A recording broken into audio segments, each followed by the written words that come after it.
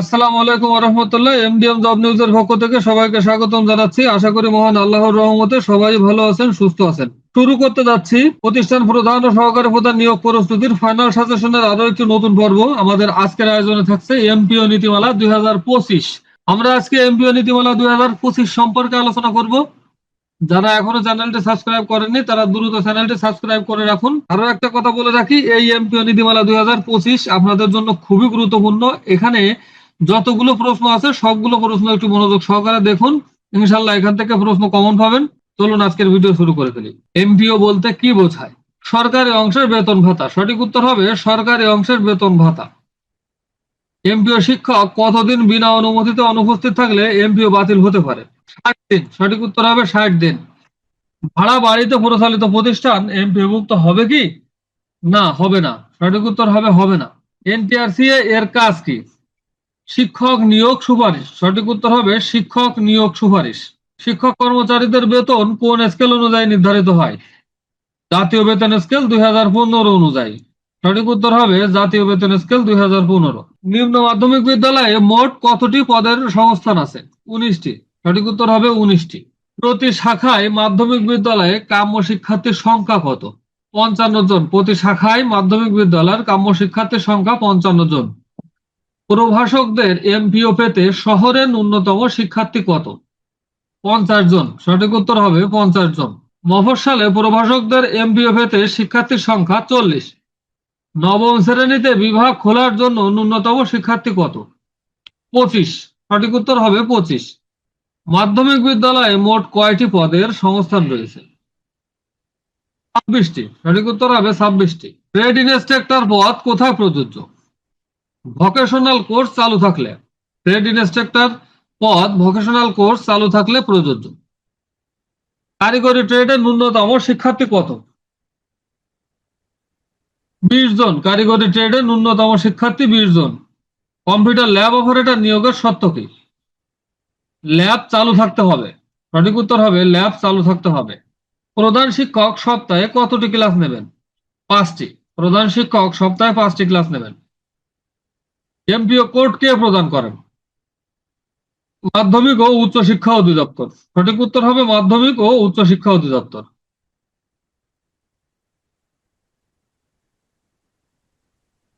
সহকারী শিক্ষক কত বছর পরে সিনিয়র শিক্ষক হন? 10 বছর পরে। সঠিক উত্তর হবে 10 বছর। অবসরের বয়স কত? 60 বছর। অবসরের বয়স 60 বছর। উচ্চতর ডিগ্রির জন্য কত নম্বর পাওয়া যায়? 5। উচ্চতর ডিগ্রির জন্য কত নম্বর পাওয়া যায়? 5। সঠিক উত্তর হবে 5। শিক্ষকদের অবসরের বয়স কত? 60 বছর। সিনিয়র শিক্ষক পদে পদোন্নতি কত বছরের সন্তোষজনক চাকরির পর হয়? 10 বছর। উচ্চ মাধ্যমিক বিদ্যালয়ের সহকারী অধ্যাপক গ্রেডে বেতন স্কেল কত? গ্রেড 6। 35,500 থেকে 67,010।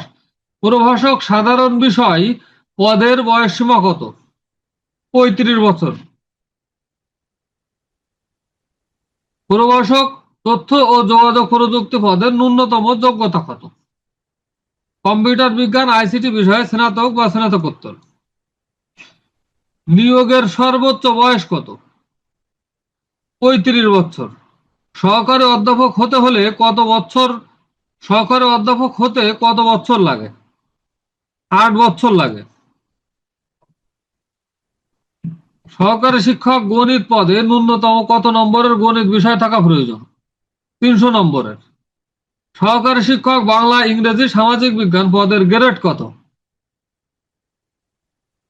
11তম। সঠিক উত্তর হবে 11তম।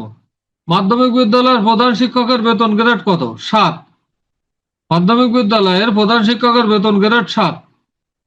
সিনিয়র শিক্ষক হিসেবে কত বছরের অভিজ্ঞতা থাকলে প্রধান শিক্ষক হওয়া যায়? 3 বছরের। সঠিক উত্তর হবে 3 বছরের। সহকারী প্রধান শিক্ষক হিসেবে কত বছরের শিক্ষকতার অভিজ্ঞতা থাকলে প্রধান শিক্ষক হওয়া যায়? 3 বছরের। সঠিক উত্তর হবে 3 বছরের।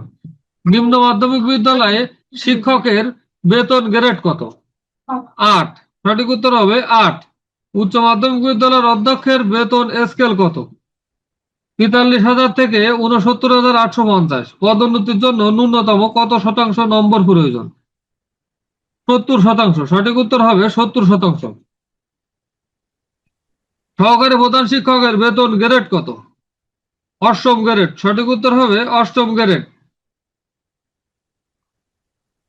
পদোন্নতির জন্য মোট নম্বর কত? ১০০। পদোন্নতির জন্য মোট নম্বর ১০০। উচ্চ মাধ্যমিক বিদ্যালয়ের পরিদর্শক পদে বেতন গ্রেড কত? ১০। এমপিওভুক্ত সহকারী শিক্ষক কত বছর পর সিনিয়র শিক্ষক হন? ১০ বছর পরে সিনিয়র শিক্ষক হন। পদোন্নতির জন্য ন্যূনতম প্রাপ্ত নম্বর কত? ৭০%। ট্রাস্ট বা সংস্থা পরিচালিত প্রতিষ্ঠানের এমপিওভুক্তির শর্ত কি?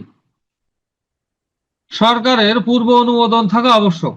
শহর এলাকায় নিম্ন মাধ্যমিক বা মাধ্যমিক বিদ্যালয়ের ন্যূনতম দূরত্ব কত? ১ কিলোমিটার। সঠিক উত্তর হবে ১ কিলোমিটার। সিনিয়র শিক্ষকের বেতন স্কেল কত? ২২,০০০ থেকে ৫৩,০৬০। পদোন্নতির উচ্চতার ডিগ্রি পিএইচডি থাকলে কত নম্বর যোগ হবে? ৫ নম্বর যোগ হবে। প্রধান শিক্ষক প্রতিষ্ঠান প্রধান ৬০ বছর পূর্ণ হলে দায়িত্ব কার কাছে হস্তান্তর করবেন? উপাধ্যক্ষ বা সহকারী প্রধান শিক্ষকের কাছে হস্তান্তর করবেন। প্রধান শিক্ষক সপ্তাহে কতটি ক্লাস নেবেন? ৫টি। সহকারী প্রধান শিক্ষক সপ্তাহে কতটি ক্লাস নেবেন? ৮টি। সঠিক উত্তর হবে ৮টি। অনুমোদিত জনবল কাঠামোর অতিরিক্ত শিক্ষক নিয়োগের বেতন কে বহন করবেন? শিক্ষা প্রতিষ্ঠান বহন করবে। সঠিক উত্তর হবে শিক্ষা প্রতিষ্ঠান বহন করবে। বিদ্যালয় শিক্ষক সহ পাঠ্যক্রমিক দায়িত্ব কত? একটি বিষয়ে দায়িত্ব পালন। সঠিক উত্তর হবে একটি বিষয়ে দায়িত্ব পালন। ভিডিওটি শেষ পর্যন্ত দেখার জন্য আপনাকে অসংখ্য ধন্যবাদ। এই সিরিজের সবগুলো ভিডিও দেখতে চাইলে এই চ্যানেলে প্রতিষ্ঠান প্রধান ও সহকারী প্রধান নিয়োগ পরিস্থিতি নামক প্লেলিস্টটি ভিজিট করুন এবং এই ভিডিওর ডেসক্রিপশনে সবগুলো ভিডিও লিংক দেওয়া আছে, তাহলে এখান থেকেও দেখতে পারবেন। আজকের মতো বিদায় নিচ্ছি। আসসালামু আলাইকুম ওয়া রাহমাতুল্লাহি ওয়া বারাকাতুহু। অনুমোদিত জনবল কাঠামোর অতিরিক্ত শিক্ষক নিয়োগের বেতন কে বহন করবেন? শিক্ষা প্রতিষ্ঠান বহন করবে। সঠিক উত্তর হবে শিক্ষা প্রতিষ্ঠান বহন করবে। বিদ্যালয় শিক্ষক সহ পাঠ্যক্রমিক দায়িত্ব কত? একটি বিষয়ে দায়িত্ব পালন। সঠিক উত্তর হবে একটি বিষয়ে দায়িত্ব পালন। ভিডিওটি শেষ পর্যন্ত দেখার জন্য আপনাকে অসংখ্য ধন্যবাদ। এই সিরিজের সবগুলো ভিডিও দেখতে চাইলে এই চ্যানেলে প্রতিষ্ঠান প্রধান ও সহকারী প্রধান নিয়োগ পরিস্থিতি নামক প্লেলিস্টটি ভিজিট করুন এবং এই ভিডিওর ডেসক্রিপশনে সবগুলো ভিডিও লিংক দেওয়া আছে, তাহলে এখান থেকেও দেখতে পারবেন। আজকের মতো বিদায় নিচ্ছি। আসসালামু আলাইকুম ওয়া রাহমাতুল্লাহি ওয়া বারাকাতুহু।